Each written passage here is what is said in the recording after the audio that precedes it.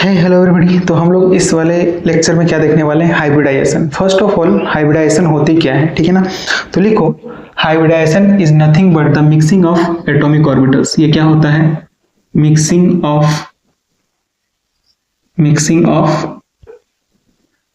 Atomic orbitals to produce entirely new orbitals, जिनको कि क्या कहा जाता है, ये न्यू ऑर्बिटल जो प्रोड्यूस होते हैं इन्हीं को क्या कहा जाता है, हाइब्रिड ऑर्बिटल। इन्हीं को शास्त्रों में क्या कहा गया है, हाइब्रिड ऑर्बिटल्स, राइट। हाइब्रिडाइजेशन का हम लोग को डे बाय डे लाइफ में हम लोग को बहुत जगह पर एप्लीकेशन देखने को मिलता है। आजकल जो प्रोडक्ट आप देख रहे हो ना, जितने भी वेजिटेबल्स वगैरह आ रहे हैं, जैसे कि ऑफ सीजन में जो टमाटर आते हैं, ठीक ना, वो हमारे पास में लंबे समय तक टिकते हैं। यानी कि मतलब क्या है, वो हाइब्रिडाइज्ड टमाटर है वो, ठीक ना। तो ये डिफरेंट तरह के एप्लीकेशन हम लोग को देखने को मिलते हैं। हाइब्रिडाइजेशन क्यों आया, क्यों था, ठीक है ना, कि मतलब प्रोडक्टिविटी बढ़ाने के लिए या फिर ज्यादा समय तक ये रखने के लिए, ठीक है। जैसे कि आप समझो कि जो नॉर्मल सीजनल जो टोमेटोज होते हैं वो क्या होते हैं, कुछ ही दिन में क्या हो जाते हैं, डिकम्पोज्ड हो जाते हैं, ठीक ना। ये आया कैसे था, हाइब्रिडाइजेशन का कॉन्सेप्ट आया क्या कैसे था ना, इसके बारे में हम लोग बात करेंगे केमिकल बॉन्डिंग में। So don't worry about that कि ये आया कैसे था, ठीक ना। उसके बारे में वहां पर हम लोग डिस्कस करेंगे कि बीबीटी फेल हुआ था, फिर हाइब्रिडाइजेशन आया था, क्यों आया था, उन सब के बारे में वहां पर डिस्कस करेंगे। फिलहाल आप थोड़ा सा बस समझो कि वो जो टमाटर होता है ना, जो कि सीजनल वाला होता है, वो क्या होता है, कुछ ही दिन में डिकम्पोज हो जाता है। व्हेयरएज जो ऑफ सीजन में आते हैं ना, वो हमारे पास में लंबे समय तक, महीने तक टिकते हैं, लेकिन कुछ नहीं होते हैं। तो एक्चुअल में हुआ क्या है कि उनको प्रिपेयर्ड किया गया है टमाटो और पोटैटो को मिक्स करके, यानी कि उनके ऑर्बिटल्स बोल सकते हो, उनको मिक्स करके बनाया गया है।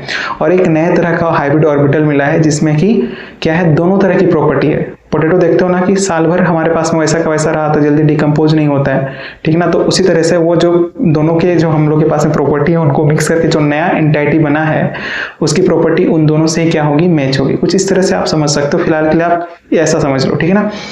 आगे हम लोग उसके बारे में आगे बात करेंगे। और ये जो हाइब्रिड ऑर्बिटल होते हैं ना, इनका शेप,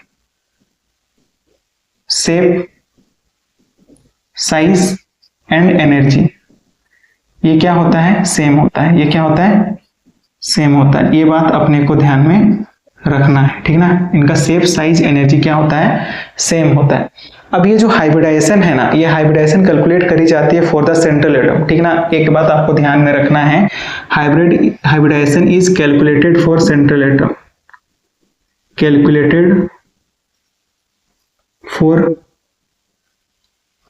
सेंट्रल एटम। ये सेंट्रल एटम के लिए कैलकुलेट करी जाती है, not for surrounding atom, not for surrounding atoms. Surrounding atoms के लिए हाइब्रिडाइजेशन कैलकुलेट नहीं किया जाता है। ये बात अपने को ध्यान में रखना है, ठीक है ना। और क्या खास बात रही होती है कि जितना मिक्सिंग ऑर्बिटल रहा होगा उतने ही हाइब्रिडाइज्ड ऑर्बिटल प्रोड्यूस्ड होते हैं, यानी कि नंबर ऑफ मिक्सिंग ऑर्बिटल। इस बात को भी आप थोड़ा सा ध्यान में रख लो कि नंबर ऑफ मिक्सिंग ऑर्बिटल जितने होंगे उतने ही क्या होंगे, नंबर ऑफ हाइब्रिड ऑर्बिटल्स रहे होते हैं। ये बात अपने को ध्यान में रखना है, ठीक ना। अब देखो, इससे जो है ना, इसके अलावा जो है, इसमें हम लोग क्या डिस्कस कर सकते हैं कि हाइब्रिडाइजेशन कैलकुलेशन कैसे होगा। और यही इंपॉर्टेंट है हमारे पास, ठीक है ना, कि एस्टेरिक नंबर जो होता है वो यहाँ पर क्या रहा होता है, कैसे कैलकुलेट करते हैं हम लोग ऑर्गेनिक केमिस्ट्री के कंपाउंड में। ऑर्गेनिक केमिस्ट्री में कंपाउंड, जो ऑर्गेनिक कंपाउंड रहे होते हैं, उसमें कैसे कैलकुलेट किया जाता है, ठीक है ना। तो देखो, मिटाते हैं और उसके बाद आगे डिस्कस करते हैं, ठीक है, नोट कर लो।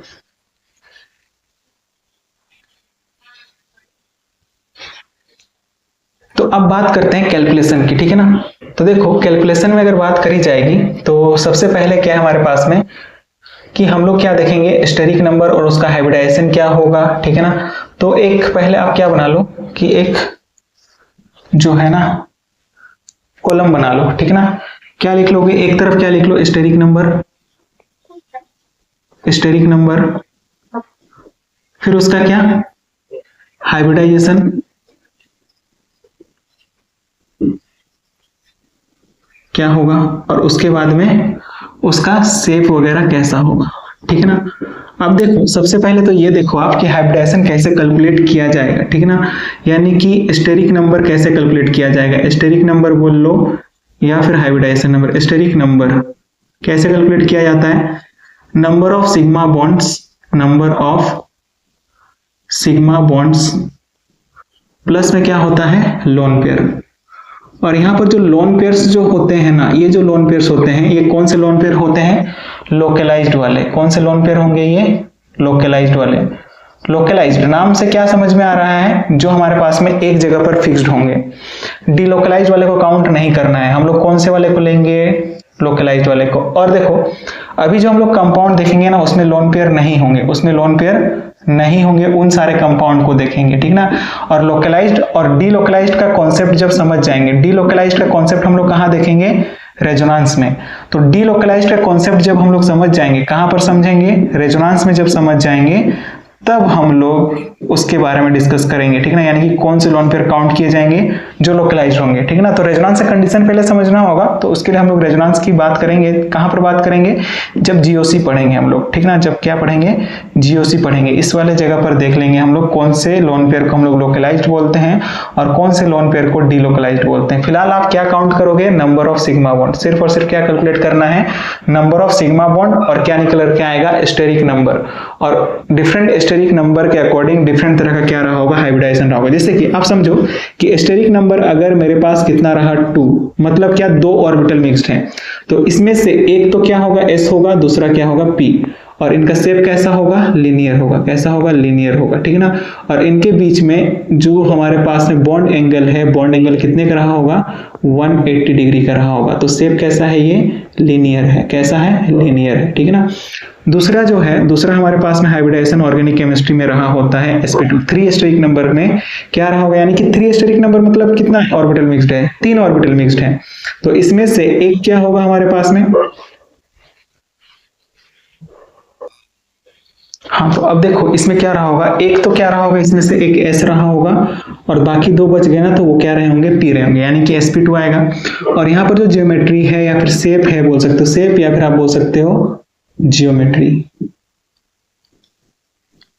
तो जियोमेट्री यहाँ पर क्या निकल के आता है, ट्राइगोनल प्लेनर। और इनके बीच का बॉन्ड एंगल कितने का रहा होगा, 120 डिग्री का। इसको हम लोग क्या बोलते हैं, ट्राइगोनल प्लेनर। क्या बोलते हैं, ट्राइगोनल प्लेनर बोलते हैं। क्या बोलते हैं, ट्राइगोनल प्लेनर बोलते हैं, ठीक है ना।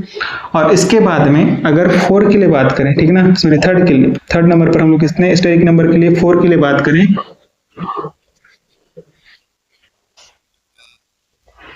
हाँ, तो 4 के लिए क्या रहा होगा हमारे पास में, sp3 रहा होगा। क्या रहा होगा, sp3।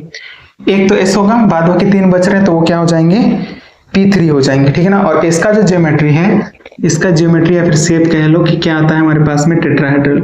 जैसे कि कुछ इस तरह से हमारे पास में रहा होगा, ठीक है ना। टेट्राहेड्रल ज्योमेट्री कुछ इस तरीके से रहा होता है, ठीक है ना।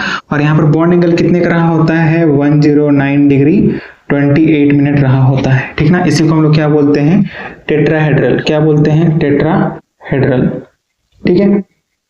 तो ये बात रही होती है, ठीक है ना। तो इस तरह से हम लोग क्या करते हैं, हाइब्रिडाइजेशन कैलकुलेट करेंगे। यानी कि हम लोग को सिंपली क्या करना है, number of sigma bond calculate करना है, ठीक है ना। कि नंबर ऑफ सिग्मा बॉन्ड कितने होंगे, उतना ही हमारे पास में स्टेरिक नंबर होगा। जितना स्टेरिक नंबर आएगा उसमें से तो एक क्या होगा, s ऑर्बिटल होगा, बाद बाकी क्या होंगे, p ऑर्बिटल। और ये 3 तरह के ही हाइब्रिडाइजेशन हम लोग को ऑर्गेनिक केमिस्ट्री में देखने को मिलता है। बाद बाकी जो हाइब्रिडाइजेशन हम लोग देखते हैं वो सारे के सारे केमिकल बॉन्डिंग में रहा होगा, उसको हम लोग केमिकल बॉन्डिंग वाले पार्ट में डिस्कस करेंगे, ठीक है ना। तो मिटा देते हैं और उसके बाद हम लोग डिस्कस करते हैं आगे क्या देखेंगे, ओवरलैपिंग। जो हमारे पास में ओवरलैपिंग जो रहा होगा वो किस तरह से रहा होगा, यानी कि ऑर्बिटल डायग्राम, ठीक है। तो लिख लो पहले, इतना नोट कर लो और उसके बाद देखते हैं ओवरलैपिंग किस तरह से रहा होता है।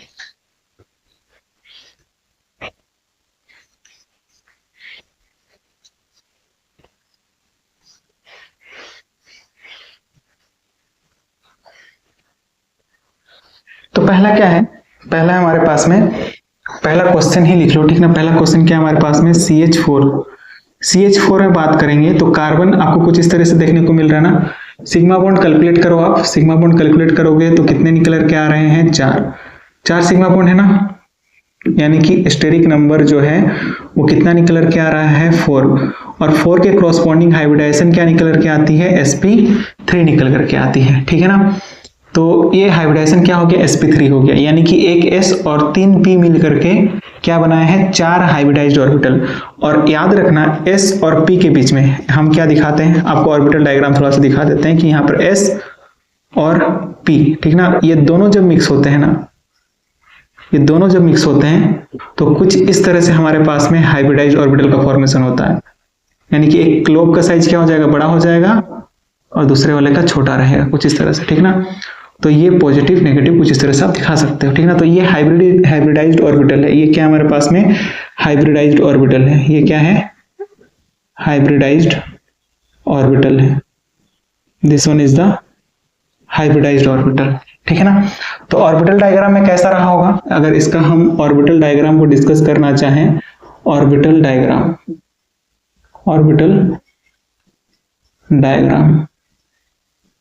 तो यहां पर ऑर्बिटल डायग्राम कैसा रहा होगा, कार्बन है, 4 हाइब्रिडाइज्ड ऑर्बिटल है ना, सेंटर पर कार्बन है कुछ इस तरह से,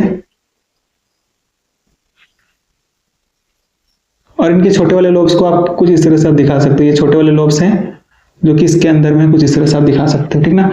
3D स्ट्रक्चर है ये, ठीक ना, हमने बताया भी था एक रोज ना कि इसका स्ट्रक्चर कुछ इस तरीके से रहा होता है, ठीक ना। जैसे कि अगर हम बात करें तो आपको कुछ इस तरीके से देखने को मिलता है, ठीक है ना, कि कुछ इस तरह से रहा होता है, ठीक ना। जैसे कि ये है हमारे पास में, तो कुछ इस तरह से हम लोग को देखने को मिलता है, कुछ ऐसा है ये, ठीक ना, दिख ऐसा रहा है बट है ऐसा वो, ठीक ना, ऐसा है वो, ठीक ना। ये बात अपने को ध्यान में रखना है, एक बॉन्ड आपकी तरफ आ रहा होगा, एक बॉन्ड आपसे दूर जा रहा होगा, और 2 क्या होंगे प्लेन पर होंगे, ठीक है ना, ऐसा ही कुछ रहा होता है, ठीक है। तो अब देखो इसके बाद देखो आप कि इसमें हमारे पास में क्या रहा होगा, हाइड्रोजन बॉन्ड फॉर्म कर रहा है ना, थोड़ा सा बड़ा दिखा दो, यहाँ पर क्या रहा होगा, हाइड्रोजन आएगा, हाइड्रोजन तो प्योर एटॉमिक ऑर्बिटल से ओवरलैप करेगा, यानी कि यहाँ पर सिग्मा बॉन्ड का फॉर्मेशन होगा, कौन सा 1s वाला आएगा और ओवरलैप करेगा। यहाँ पर क्या रहा होगा, ओवरलैपिंग यहाँ पर रहा होगा कुछ इस तरह से, यहाँ पर कुछ यहाँ पर सिग्मा बॉन्ड का फॉर्मेशन होगा, और यहाँ पर कुछ यहाँ पर सिग्मा बॉन्ड का फॉर्मेशन रहा होगा, ठीक है ना। कुछ इस तरह से हम लोग को ऑर्बिटल डायग्राम देखने को मिलता है, ठीक है ना। अब बात कर लेते हैं कि sp2 हाइब्रिडाइजेशन में, या फिर sp3 तो हो गया, sp2 के बारे में देख लेंगे कि sp2 में किस तरह से ओवरलैपिंग रहा होता है, ठीक है ना। तो ये था sp3 में ओवरलैपिंग कैसा रहा होता है, ऑर्बिटल डायग्राम, ठीक है। अब बात करते हैं sp2 वाले की, ठीक ना, यानी कि sp2 का एग्जांपल ले लेते हैं पहले। जैसे कि इथीन है हमारे पास में, क्या है इथीन, यानी कि CH2 डबल बॉन्ड CH2, कैसा है CH2 डबल बॉन्ड CH2, ठीक है ना। तो देखो इसमें अगर हम लोग हाइब्रिडाइजेशन निकालने के लिए जाएंगे तो हम लोग को सिंपली क्या कैलकुलेट करना है, सिग्मा बॉन्ड। तो इस कार्बन के अराउंड में देखो कि कितने सिग्मा बॉन्ड है, दोनों ही कार्बन के अराउंड में आप देखोगे तो 3 सिग्मा बॉन्ड है, यहाँ पर sigma sigma sigma and sigma sigma, ये सिग्मा बॉन्ड तो दोनों में कॉमन है। तो 3 सिग्मा बॉन्ड के लिए, ठीक है ना, स्टेरिक नंबर कितना निकल के आएगा 3, कितना निकल के आएगा 3, और हाइब्रिडाइजेशन क्या हो जाएगी sp2 हो जाएगी, क्या हो जाएगी sp2 हो जाएगी, ठीक है ना। अब देखो कार्बन में अगर बात करेंगे तो हाइब्रिडाइज्ड ऑर्बिटल कितने हो गए, 3 हो गए, तो कुछ इस तरह से आप दिखा सकते हो, ये एक हो गया हाइब्रिडाइज्ड ऑर्बिटल, एक ये हो गया और एक ये हो गया। सिमिलरली दूसरे वाले कार्बन में कुछ इस तरह से हमारे पास में यहाँ पर ओवरलैप कर रहा होगा, कुछ इस तरह से यहाँ पर sp2 हाइब्रिडाइज्ड ऑर्बिटल कुछ इस तरह से हमारे पास में इधर रहे होंगे, ठीक है ना। तो इस तरह से ये हाइब्रिडाइज्ड ऑर्बिटल हो गए, यहाँ पर क्या हो रहा होगा, सिग्मा बॉन्ड का फॉर्मेशन हो रहा होगा, यहाँ पर हम लोग क्या बोल सकते हैं, ये सिग्मा बॉन्ड का फॉर्मेशन हो रहा है, ठीक है ना। और अगर हम बात करें इधर वाले केसेस में, यहाँ पर हमारे पास में क्या रहा होगा, हाइड्रोजन बॉन्ड फॉर्म कर रहा होगा, यहाँ पर सिग्मा बॉन्ड बनेगा, अगेन यहाँ पर भी क्या हो रहा होगा, हाइड्रोजन सिग्मा बॉन्ड का फॉर्मेशन करेगा, यहाँ पर भी हाइड्रोजन ओवरलैप करते हुए, हाइड्रोजन का s ऑर्बिटल ओवरलैप करते हुए क्या बना रहा होगा, सिग्मा बॉन्ड बना रहा होगा, ठीक है ना। अब पाई बॉन्ड जो है ना, पाई बॉन्ड जो है, pi bond form from the pure p orbital. Pi bond किससे फॉर्म होता है बताओ, तो pi bond is formed from pure p orbital, formed from pure p orbital. ये किससे फॉर्म होता है, प्योर p ऑर्बिटल से फॉर्म होते हैं, ठीक है ना। तो यहाँ पर क्या हो जाएगा, एक p ऑर्बिटल यहाँ पर दिखा दोगे आप, दूसरा वाला p ऑर्बिटल कहाँ पर दिखा दोगे आप, यहाँ पर दिखा दोगे। अब देखो एक बात हम लोगों ने करी थी कि जो हमारे पास में पाई बॉन्ड होता है ना, वो हमेशा सिग्मा बॉन्ड के बाद में फॉर्म होता है। कहने का मतलब क्या है, क्योंकि जब तक सिग्मा बॉन्ड फॉर्म नहीं होगा ना, तो ये पी ऑर्बिटल, ये जो पी ऑर्बिटल है, ये कौन से पी ऑर्बिटल है, प्योर पी ऑर्बिटल है। कौन से वाले हैं, प्योर पी ऑर्बिटल। हाइब्रिडाइजेशन में जो पार्टिसिपेट नहीं किए हैं वो वाले ऑर्बिटल्स हैं ये प्योर वाले पी ऑर्बिटल्स हैं, ठीक ना। तो प्योर वाले, जैसे कि अगर आप देखोगे तो कार्बन का जो हमारे पास में एक्साइटेड स्टेट में इलेक्ट्रॉनिक कन्फिग्रेशन होता है वो क्या होता है, 1s2, 2s1 और 2p क्या रहा होता है, 3 रहा होता है। तो 2s में से 2s का 1 और p का क्या 2, ठीक ना। ये दोनों, ये 3 ऑर्बिटल मिलकर के क्या कर रहे हैं, हाइब्रिडाइजेशन, यानी कि ये 3 क्या मिलकर के, 3 मिलकर क्या कर रहे हैं, हाइब्रिडाइजेशन कर रहे हैं। जो चौथा हमारे पास में बच गया है ना, चौथा बच गया है वो क्या है हमारे पास में, प्योर पी ऑर्बिटल है। ये वाला जो बच गया है ये हमारे पास में क्या है, प्योर पी ऑर्बिटल है। और यही प्योर पी ऑर्बिटल ही क्या करेगा, पाई बॉन्ड का फॉर्मेशन करेगा। अब दोनों तो कार्बन है ना, दोनों के पास में एक एक पी ऑर्बिटल रहा होगा प्योर वाला, तो ये एक हो गया और ये एक हो गया, ठीक है ना। तो ये हमारे पास में इस वजह से यहाँ पर 3 हाइब्रिडाइज्ड ऑर्बिटल बने। कितने हाइब्रिडाइज्ड ऑर्बिटल बने, 3 हाइब्रिडाइज्ड ऑर्बिटल, जिसका नाम क्या था, sp2 and here it will be the sp2। sp3 वाले केसेस में हम लोग क्या करेंगे, चारों को दिखा देंगे, ठीक ना। समझ में आ रही है बात, कि एक s और 3 p हमारे पास में चारों को दिखा देंगे और 4 हाइब्रिडाइज्ड ऑर्बिटल बनेंगे और एक यहाँ पर तो क्या रहा होगा, प्योर पी ऑर्बिटल रहा होगा। ये हमारे पास में क्या है, प्योर पी ऑर्बिटल रहा होगा, जो कि क्या फॉर्म करेगा, पाई बॉन्ड। यही वो ऑर्बिटल है जो कि क्या फॉर्म कर सकता है, पाई बॉन्ड फॉर्मेशन कर सकता है। और एक बात हमेशा ध्यान रखना कि सिग्मा के बाद ही क्या होगा, पाई बॉन्ड का फॉर्मेशन है, क्योंकि इन दोनों को क्या आना पड़ेगा, क्लोजर आना पड़ेगा, और इसके लिए सिग्मा बॉन्ड का फॉर्म होना जरूरी है। तो यहां से हमारे पास में क्या होगा, ओवरलैप करेगा, ये वाला ओवरलैप करेंगे ऊपर वाले लोब्स और ये नीचे वाले लोब, और यहाँ पर क्या होगा, पाई बॉन्ड का फॉर्मेशन होगा। किस तरह के बॉन्ड का फॉर्मेशन होगा, पाई बॉन्ड का फॉर्मेशन होगा, ठीक है, क्लियर है बात। अब देखो इसके बाद हम लोग बात कर लेते हैं किसके बारे में, sp हाइब्रिडाइजेशन के बारे में, ठीक है ना। तो इतना नोट करो और उसके बाद हम लोग देखते हैं sp हाइब्रिडाइजेशन को।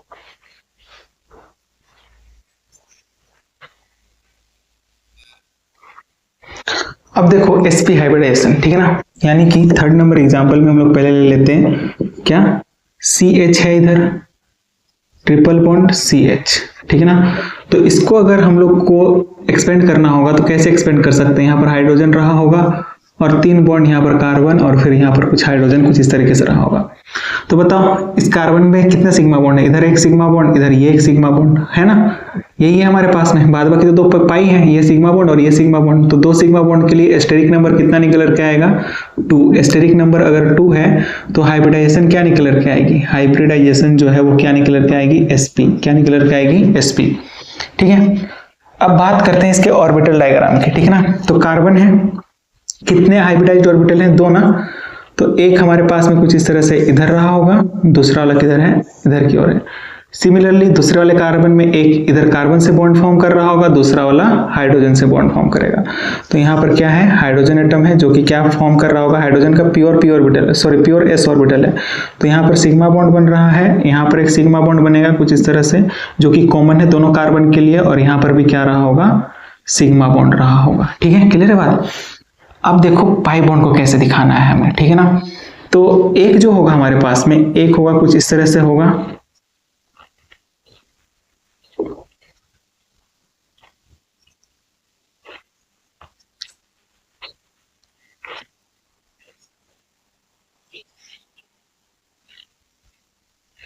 एक ये बॉन्ड फॉर्म करेगा, यानी कि इसको हम px मान लेते हैं, ठीक है ना, क्या मान लेते हैं, px, जो कि क्या है, प्योर पी ऑर्बिटल है, ठीक ना।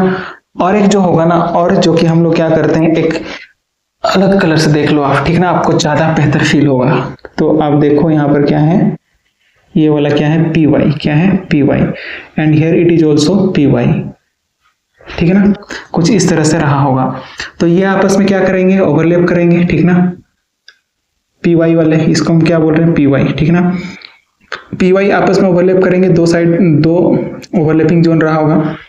सिमिलरली px भी कुछ इस तरह से यहाँ पर ओवरलैप कर रहा होगा, px भी कुछ इस तरह से यहाँ पर ओवरलैप कर रहा होगा, है ना।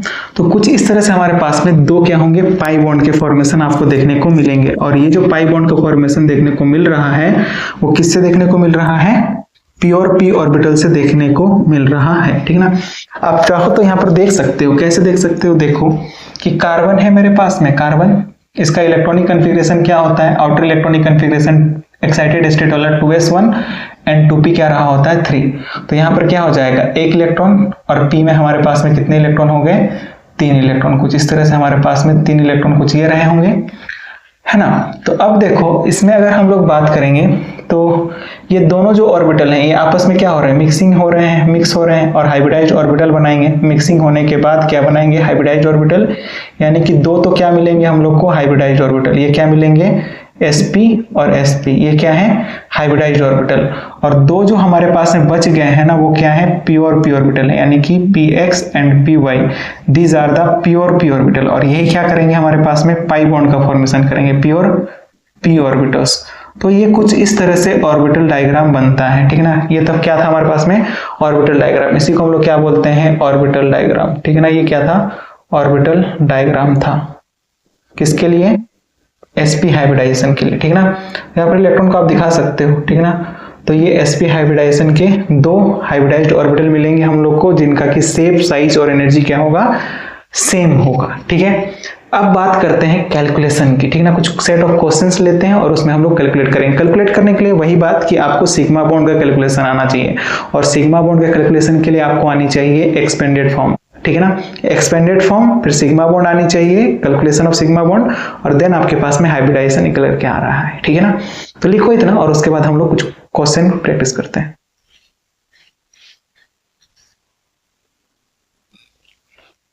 अब देखो आप इन क्वेश्चंस को, ठीक है ना। तो सबसे पहले क्या आनी चाहिए, आपको एक्सपेंड करना आना चाहिए, ठीक है ना। सिग्मा बॉन्ड का कैलकुलेशन आना चाहिए, तभी आप क्या कर सकते हो, हाइब्रिडाइजेशन का कैलकुलेशन कर सकते हो, ठीक है ना। अगर आप नहीं देखे हो वो वीडियोस तो आप जाकर के देख सकते हो, ठीक है ना।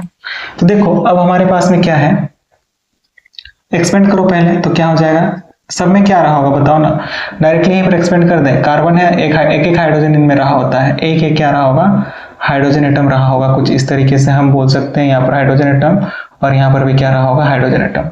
तो अब देखो हर एक कार्बन पर देखो कि कार्बन जो है ना, कार्बन के इर्द गिर्द में कितने सिग्मा बॉन्ड है। तो यहाँ पर कार्बन के लिए सिग्मा बॉन्ड कितने हो गए, 3 हो गए।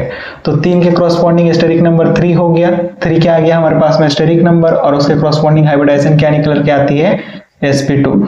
तो हर कार्बन के लिए, यहाँ पर हर एक कार्बन के लिए हाइब्रिडाइजेशन क्या निकल के आएगा, sp2, क्योंकि हर कार्बन में क्या है हमारे पास में, 3 सिग्मा बॉन्ड है, 3 ही क्या है हमारे पास में, सिग्मा बॉन्ड है, इसीलिए हाइब्रिडाइजेशन यहाँ पर कितना निकल के आएगा, sp2। अब काउंट करके देख लो ना, इसमें काउंट कर लो 1 2 एंड 3, 1 2 एंड 3, 1 2 3। तो 3 ही सिग्मा बॉन्ड है हर एक कार्बन के लिए, तो हाइब्रिडाइजेशन क्या हो जाएगा, sp2 हो जाएगा। Each carbon are of sp2 hybridized. इसमें देखो इधर 2 हाइड्रोजन लगे हमें, मतलब इधर 2 सिग्मा बॉन्ड और इधर 1 सिग्मा बॉन्ड, मतलब कितने सिग्मा बॉन्ड हो गए, 3 सिग्मा बॉन्ड। तो इसके लिए हाइब्रिडाइजेशन क्या निकल के आएगा, इसके लिए हाइब्रिडाइजेशन निकल के आएगा sp2। इस वाले कार्बन को देखो, इधर 1 सिग्मा बॉन्ड, इधर 1 सिग्मा बॉन्ड, तो सिग्मा बॉन्ड कितने हो गए, 2 सिग्मा बॉन्ड कितने हो गए, 2, और 2 के क्रॉसपोंडिंग हाइब्रिडाइजेशन क्या रहा होगा, sp। इसमें बात कर लेते हैं, तो अगेन यहाँ पर देखो 3 सिग्मा बॉन्ड है, तो यहाँ पर हाइब्रिडाइजेशन क्या निकल के आएगा इस कार्बन के लिए, sp2 निकल के आएगा। हाइड्रोजन के लिए कैलकुलेट नहीं किया जाएगा क्योंकि वो तो सराउंडिंग एटम्स हैं, ठीक है ना। इनमें अगर बात कर ले तो अब देखो हर कार्बन को आप पकड़ लो, कोई भी कार्बन एटम पकड़ लो, उसमें आपको क्या देखने को मिलेगा, 1 सिग्मा बॉन्ड देखने को मिलेगा। क्या देखने को मिलेगा, 1 सिग्मा बॉन्ड देखने को मिलने वाला है, सॉरी 3 सिग्मा बॉन्ड देखने को मिलेगा। और 3 सिग्मा बॉन्ड के लिए हाइब्रिडाइजेशन क्या रही होती है, 3 सिग्मा बॉन्ड के लिए हाइब्रिडाइजेशन रही होती है sp2। क्या रही होती है, sp2, यानी कि हाइब्रिडाइजेशन यहाँ पर भी क्या होगा, sp2 होगा। इनमें देख लो कार्बन रहा होगा, 3 हाइड्रोजन रहे होंगे ना, कितने हाइड्रोजन रहे होंगे, 3 हाइड्रोजन।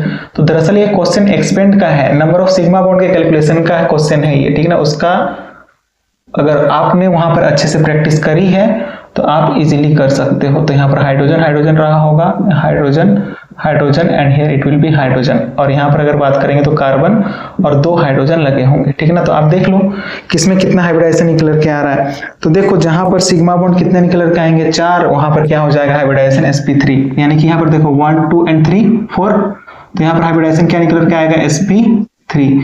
इसमें बात कर लें 1 2 3 4, तो इसके लिए हाइब्रिडाइजेशन क्या निकल के आएगा, sp3। क्या निकल के आएगा, sp3, ठीक है ना। इसमें बात कर लें 1 2 एंड 3, तो इसके लिए हाइब्रिडाइजेशन क्या निकल के आएगा, sp2। इसके लिए बात कर लें 1 2 एंड 3, तो इसके लिए हाइब्रिडाइजेशन क्या निकल के आएगा बताओ, sp2। इसमें हाइब्रिडाइजेशन कितना निकल कर आएगा, 4 सिग्मा बॉन्ड है तो हाइब्रिडाइजेशन क्या निकल कर आएगा, sp3। इसमें भी 4 सिग्मा बॉन्ड है तो क्या हो जाएगा, sp3 हो जाएगा। ठीक है ना। तो प्रैक्टिस करो, आपको अगर मतलब प्रैक्टिस करना तो आप क्या कर सकते हो ना, वीडियो को पॉज करो और फिर सॉल्व करो खुद से। सिग्मा बॉन्ड ही तो कैलकुलेट करना है, सिग्मा बॉन्ड जितने आएंगे उतना स्टेरिक नंबर, उसके कॉरस्पॉन्डिंग जो भी हाइब्रिडाइजेशन होगा हाइब्रिडाइजेशन आप लिख दो। यहाँ पर देखो ये इस वाले कार्बन की बात करें तो सिग्मा बॉन्ड कितने हैं, 3 ना, तो 3 होने की वजह से यहाँ पर हाइब्रिडाइजेशन क्या आ जाएगा हमारे पास में, sp2। क्या आ जाएगा, sp2 आ जाएगा। अच्छा, इन नाइट्रोजन की भी हाइब्रिडाइजेशन हम लोग कैलकुलेट कर सकते हैं। फिलहाल के लिए आप डीलोकलाइजेशन हम लोग नहीं पढ़े, लेकिन आप समझो फिलहाल के लिए आप ये बात समझो कि हम लोग को लोकलाइज्ड वाले लेने होते हैं ना, लेकिन ये वाले क्या है, डीलोकलाइज्ड है, यानी कि ये लोन पेयर जो है ना मूवमेंट पर जाते हैं, कुछ इस तरीके से ये रहा होता है। जब रेजोनेंस पढ़ लोगे ना तब आप ये बात अच्छे से समझ पा रहे हो क्यों ऐसा होता है। ठीक है ना। इन सब के बारे में हम लोग रेजोनेंस में डिस्कस करेंगे। फिलहाल ये लोन पेयर काउंट नहीं किया जाएगा तो कितने सिग्मा बॉन्ड हो जाएंगे हमारे पास में, 3 सिग्मा बॉन्ड हो जाएंगे। और लोन पेयर तो हमारे पास में डीलोकलाइजेशन में जा रहा है, लोकलाइज्ड वाला हम लोग काउंट करते हैं ना, तो डीलोकलाइज्ड वाला है तो काउंट नहीं करेंगे। तो सिग्मा बॉन्ड 3 के लिए स्टेरिक नंबर कितना आ जाएगा, 3 आ जाएगा। और हाइब्रिडाइजेशन क्या निकल के आएगी, sp2। That's it. इस तरह से ये क्वेश्चन आप कर लेना खुद से होमवर्क में। ठीक है ना। सब में क्या आएगा, sp3 हाइब्रिडाइजेशन आएगा इसमें। ठीक है ना। इसको भी करोगे तो इसमें हमारे पास में ये भी होमवर्क रहेगा, इसमें आप क्या कर लेना, sp2 हाइब्रिडाइजेशन आएगा। इसमें अगर हम बात करें कि इसमें, तो इसमें क्या हो जाएगा, अगेन ये एक्सपेंड का ही क्वेश्चन है ये। ठीक है ना, कुछ और नहीं है। ठीक है ना। तो जहां कहीं पे डबल बॉन्ड देखने को मिल रहा है ना, डबल बॉन्ड 2 कार्बन एटम के बीच में डबल बॉन्ड देखने को मिल रहा है, वहां पर कार्बन एटम्स जो है sp2 हाइब्रिडाइज्ड होंगे। ठीक है ना, क्या होंगे, sp2 हाइब्रिडाइज्ड होंगे। ये बात अपन को ध्यान में रखना है। ठीक है ना, कहीं पर भी ऐसा रहा होगा। ठीक है ना। तो ये भी हमारे पास में क्या हो जाएगा, sp2 हाइब्रिडाइज्ड, ये भी क्या हो जाएगा, sp2 hybridized. And here it will be the sp3 hybridized, ये भी क्या होगा, sp3 हाइब्रिडाइज्ड, ये भी क्या हो जाएगा, sp3 hybridized. And this one will be also sp3 hybridized and here it will be also sp3 hybridized. बाद बाकी ये तो हमारे पास में क्या रहा होता है, इसका नाम होता है कीटीन। क्या नाम होता है, कीटीन।